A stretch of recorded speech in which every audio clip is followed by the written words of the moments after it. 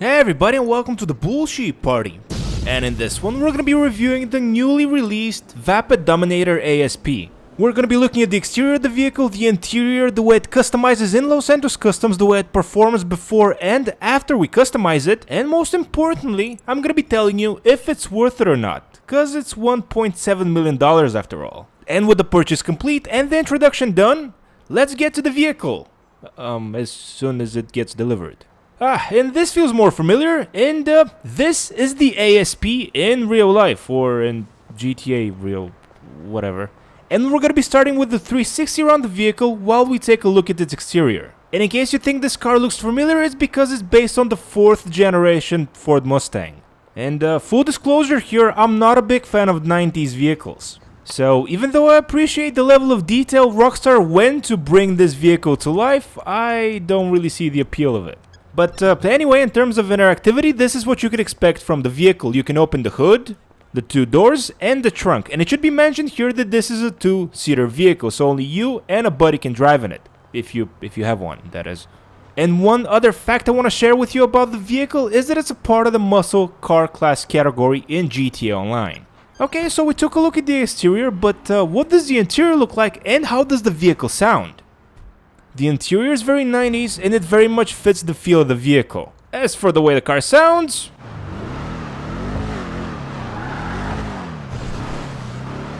it actually sounds like a proper muscle car. And unsurprisingly, it's a rear-wheel drive vehicle. And with that done, and with one pathetic attempt for a wheelie, it's time to get going to Los Santos Customs to see how we can customize this.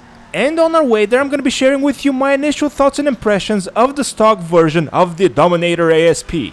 Okay, so we already got out of the way the fact that I don't really like 90s vehicles, so the exterior is not for me. But I gotta say guys, the way the vehicle behaves, even in its stock version, is sublime. And keep in mind, I'm talking about a muscle car here. The traction's great, the acceleration's great, the top speed's great, and it even has brakes! And how rarely you see those in muscle cars. And all in all, basically the entire time I was driving this vehicle I had a grin on my face. That's how fun it is. And even though the other NPCs in the game are jealous of your vehicle and are gonna try to ram in you, this doesn't detract of the awesomeness of how the vehicle drives. And even though I'm not a big fan of the exterior, I believe, so far at least, this might be my favorite muscle car. And let's just get to Los Santos Customs because I can't take one more crash. Literally, not one. Not one. Okay, maybe one. And here we are in Los Santos Customs, and the first thing we're gonna do is, of course, repair the vehicle. And the second thing we're gonna do is upgrade all the performance options up front, so I don't forget anything at the end, and you guys won't yell at me in the comment section. Again. I mean, for the first time. But anyhow, this also allows me to skim over the customization options and see what I'm in for. But all in all, I think this vehicle has big shoes to fill. The Dominator GTT that came out a couple of weeks back from the same DLC is easily, for me at least, the best vehicle out of that DLC so far. Both in terms of price, customization, and the entire package. Package. Anyway, as I'm rambling on, you can see the front bumper options and now the rear bumper options for the ASP.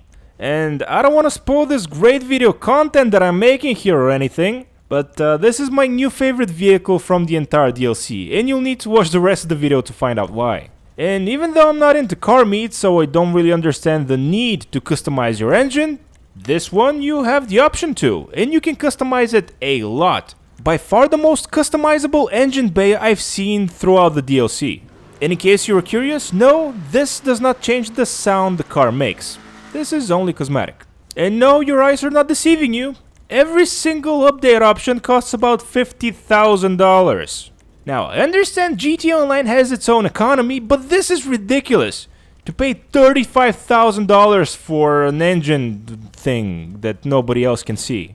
But since I'm making a review video, I wanted to showcase every single customization option that this vehicle has to offer. And I know, as always, I'm half glass empty. If the car doesn't have enough customization options, I complain. If it has too much customization options, I complain. Oh wait, so maybe I'm the problem. Huh. Anyway, problem aside, The game kind of glitched here, so I wasn't really able to see the side exhaust, even though they look cool, but the camera just didn't allow me to move the way I wanted to, for some reason.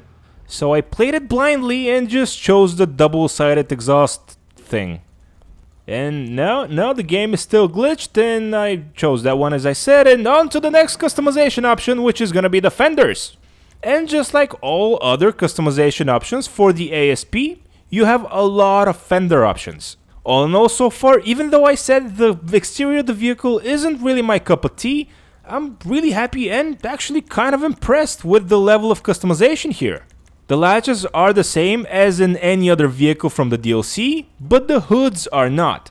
They're unique to the ASP, and one disappointing thing I can say about the hoods is even though you can spend upwards of $300,000 to customize your engine, you can't showcase it. You don't have a transparent hood like some of the other vehicles have, which is kind of disappointing.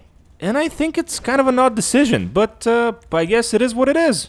And as for customizing the interior, I think it's more pointless than customizing your engine. But again, since I'm making a review video, here are all the customization options you can choose from. $20,000 to change your gauge cluster. That's money well spent right there. And I know, this is meant for car meets and guys that want to just showcase their vehicles, but I just think it's stupid and very much overpriced. And you can't argue with me about that. And all the seat options and all the steering wheel options are the same for every vehicle in the DLC, so there, I said it. Remember my comment from before when I said I'm Mr. Glass Half Empty? Yeah. Cool, I can put a roll cage in. Not. And oh boy, the next customization options we have are liveries! My most hated one. And because we're dealing with a 90s muscle car, the liveries reflect that. To be honest, I've seen worse, so I'm not gonna really harp on those. And now here are the louver customizations, and I gotta be honest, I really like the way they handled the usually ugly taillights. It's very tastefully done, and I really like that option. As for putting mudguards on a muscle car, I don't know, it's just not for me. Or I guess it is. I forgot I did that. Anyways, about the license plate, you can't change anything about the front license plate, but you can customize the rear license plate just like in every other vehicle that has one.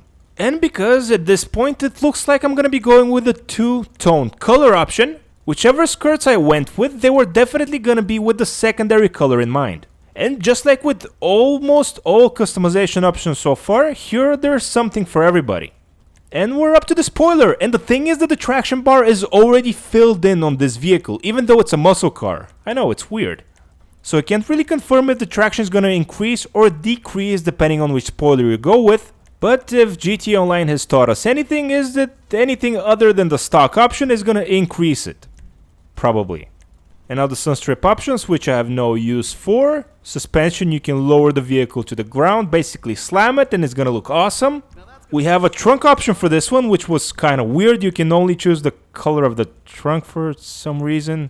Whatever. And the final thing we're gonna do, because I like the rims and the wheels and their color, is change the window tint option to light smoke, and we're gonna respray the vehicle. And because I wanted the vehicle to represent the 90s, I wanted the color to reflect that. So I decided to go with something very, very light, almost silverish. And as I said before, I wanted this car to be two-tone.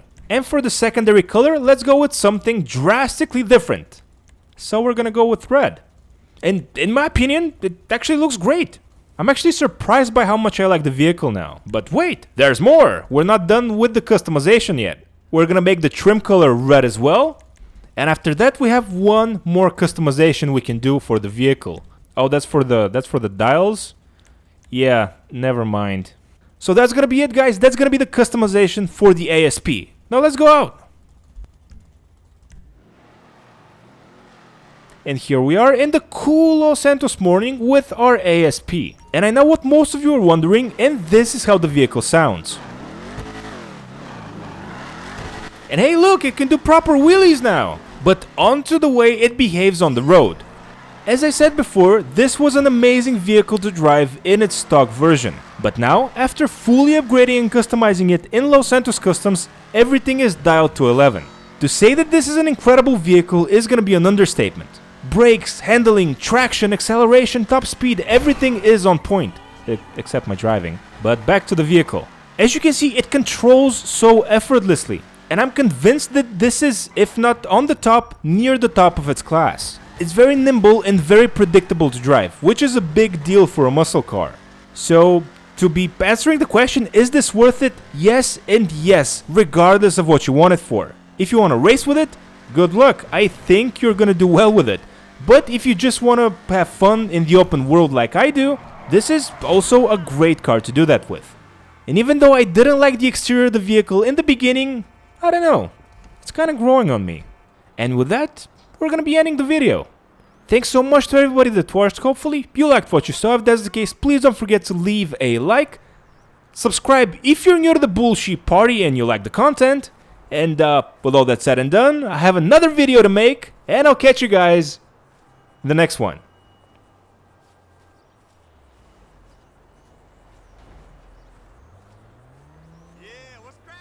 I think I'm hungry.